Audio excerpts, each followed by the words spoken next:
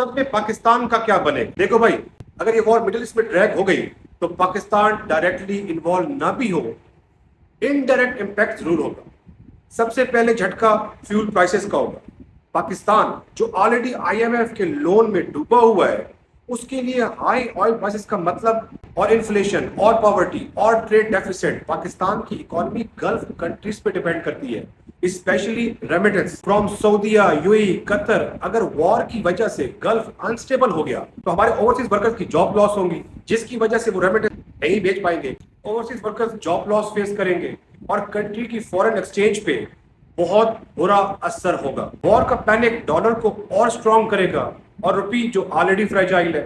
Expect करो currency devaluation और import cost का एक्सप्लोजन।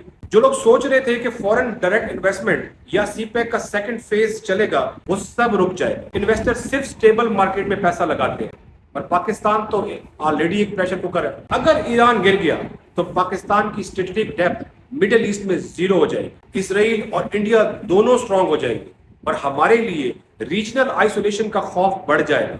ये सिर्फ ईरान और इसराइल की कहानी नहीं है, ये एक नया वर्ल्ड ऑर्डर है, और सवाल ये है कि क्या हम इसके लिए तैयार हैं। और आखिर में मैं आपसे ये भी पूछना चाहूँगा कि ईरान को क्या स्ट्रेटेजी इख्तियार करनी चाहिए ताकि वो सर्वाइव कर सके, और पाकिस्तान को क्या स्ट्रेटेजी इख्तियार करनी चाहिए इन हालात के अंदर जब पूरी दुनिया में एक किस्म का जंग का माहौल है।